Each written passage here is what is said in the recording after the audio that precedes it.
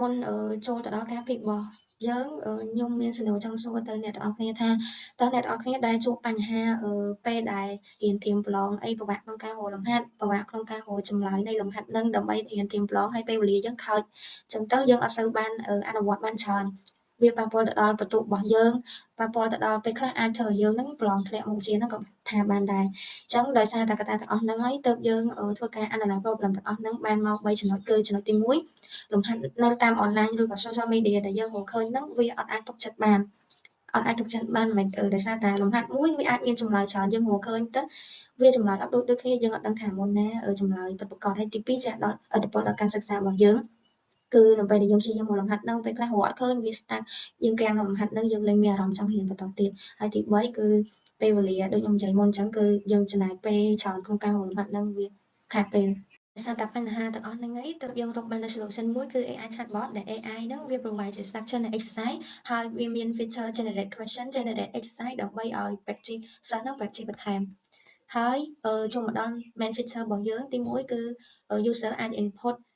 ជា exercise ណាមួយបន្ទាប់មកវានឹង generate structure នៃ exercise ហ្នឹងហើយវានឹង answer ជា step by step ឲ្យសិស្សហ្នឹងងាយស្រួល follow តាមហើយទី2សិស្សអាច upload ជា file ឬមួយក៏ upload ជារូបភាពក៏បានដែរ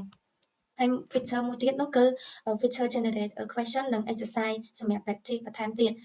ហើយនៅក្នុង exercise ហ្នឹងវាមានជា multiple choice ជាបំពេញចន្លោះអីចឹងទៅហើយបន្ទាប់ពីធ្វើចម្លើយហ្នឹងហើយវានឹងធ្វើ exercise ហ្នឹងហើយវានឹងឆ្លើយចម្លើយមកចម្លើយណាចម្លើយខុសត្រូវហើយនឹង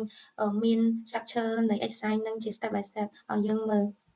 ចូលមកដល់target customer របស់យើង target ទៅលើសិស្ស high school ដែលសិស្សចាប់ពីទី10ទៅដល់ទី12ហើយសិស្សហ្នឹងអាចចេះប្រើ mobile app ឬមួយក៏អាចចេះប្រើ technology ខ្លះៗចំពោះ value proposition យើងគឺថាគឺ save ពេលវេលាហើយquestion របស់យើងឬក៏ exercise របស់យើងហ្នឹងគឺ generate based on user prompt ហើយទី2គឺបញ្ចូលច្បាស់ structure របស់យើង clear step by step ហើយ venue model យើងឲ្យប្រើ free ទេ app របស់យើងប៉ុន្តែគ្រាន់តែវាមាន advertising មាន limit អីចឹងទៅបើចង់ប្រើស្រួលគឺបង់ subscription របស់យើងជាខែមួយដុល្លារមួយឆ្នាំ$10ហើយចំពោះចំណូលដែលរកបានពី advertising គឺចំពោះ banner CPM យើងរកបាន25 សេនហើយជា full screen វិញយើងរកបានជា$4ហើយចំពោះ marketing strategy របស់យើងគឺយើង plan ជាបង្កើត app Facebook ដើម្បីប្រមូល app របស់យើងផ្សព្វផ្សាយ app របស់យើងហើយក៏ដូចជាបង្កើតជាវីដេអូ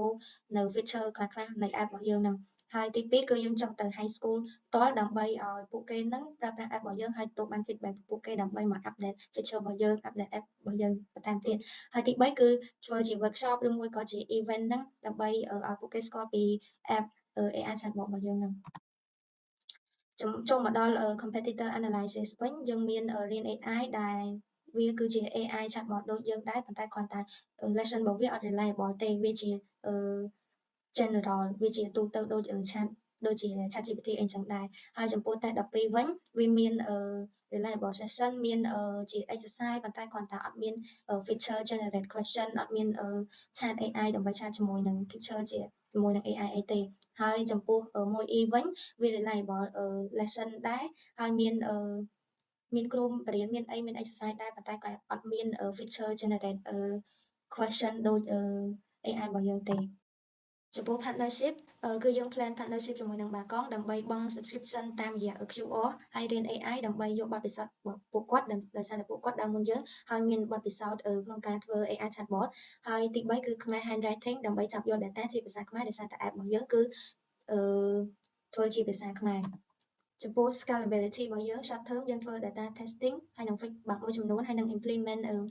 marketing strategy របស់យើងហើយ medium term យើង update feature មួយចំនួន release ហើយនឹង release វាទៅ Play Store ហើយនឹង secure more partnership របស់យើងចំពោះ long term យើងនឹង release វាទៅ App Store ហើយអាច scale ទៅជា website និង add feature បន្ថែមទៀតហើយនេះគឺជា team member របស់យើងអរគុណអ្នកគ្រូសម្រាប់ការស្ដាប់